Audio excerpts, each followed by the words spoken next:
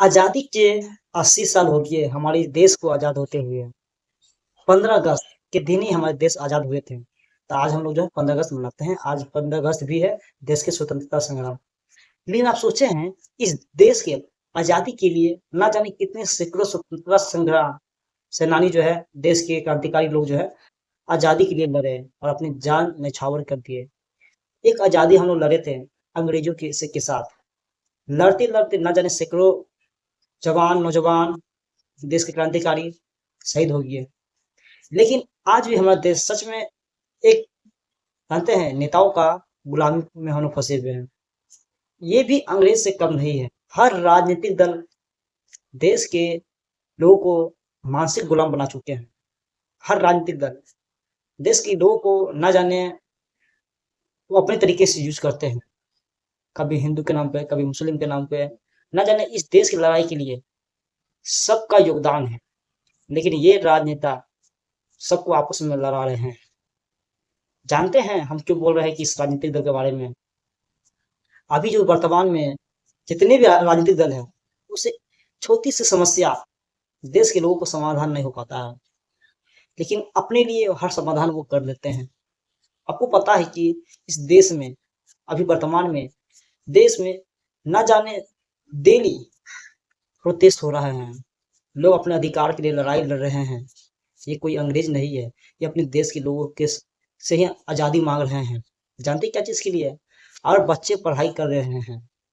तो माँ जाने आपको पता है कि अभी झारखंड में प्रोटेस्ट हो रहा है कि उनकी मामूली सी मांग है, वो पूरा सरकार नहीं कर पा रहे हैं। उनको डर है अगर हम इस पे छानबीन करेंगे, जो मेरे अंदर जितने भी लोग हैं जिससे हम पैसा वसूल करते हैं, हमारा चंदा हमसे आता है, और उसको अगर जेल में डाल देंगे, उस पर कार्रवाई करेंगे, तो फिर हमें पैसा चुनाव समय आएगा कहाँ से? शीश महल बनेगा कैसे? समझ रहे हैं ना? हर राजनीतिक दल के लिए है। अभी है जेनजी के साथ साथ अल्फा जेनजी जो है, उनकी छोटी छोटी मांगे हैं, वो अपने के लिए लड़ाई लड़ रहे हैं। आपको पता है कि देश में दिन प्रतिदिन प्रोटेस्ट हो रहा है। बच्चे लोग डीएम ऑफिस तक पहुंच जा रहे हैं, चाहे यूपी में हो या बिहार में हो या दिल्ली के जंतर मंतर हो या राजस्थान हो, उज्जैन हो, ना जाने दिन प्रतिदिन बच्चे अपनी मांग के लिए लड़ाई लड़ रहे हैं। क्या क्या मांग उनका हुआ पता है आपको? स्कूल की बर्बरता स्थिति खराब, स्कूल में पीने के लिए सही से पानी नहीं, स्कूल में टॉयलेट नहीं। समझ रहे हैं?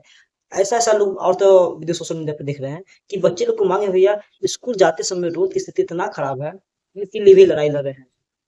स्कूल का जो छत है वो झड़ रहा है, खाने के लिए सही से खाना नहीं मिल रहा है स्कूल में।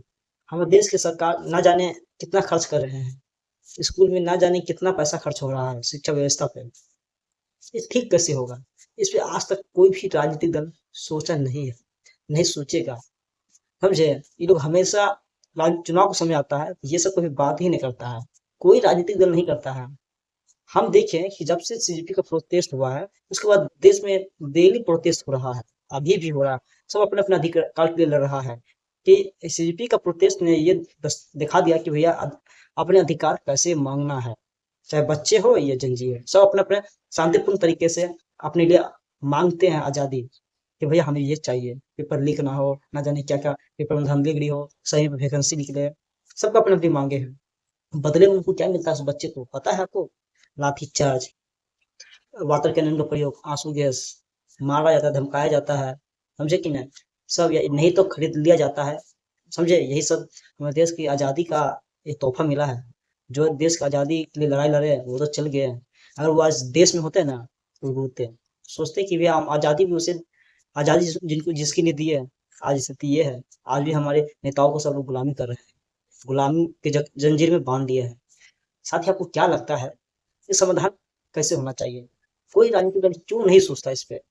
क्यों नहीं? इसलिए नहीं सोचता होगा क्योंकि वो अपने बाल बच्चों को पता है देश की शिक्षा व्यवस्था सरकारी स्कूलों या में पढ़ा नहीं रहा।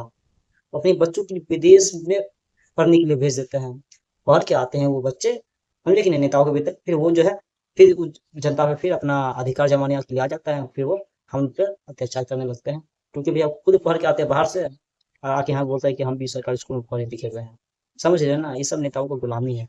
हमें इस आजादी के लिए लड़ाई लड़ना होगा, लड़ भी रहे हैं लोग, ठीक है ना? एक दिन इसमें भी सफलता मिलेगा। जय हिंद, जय भारत।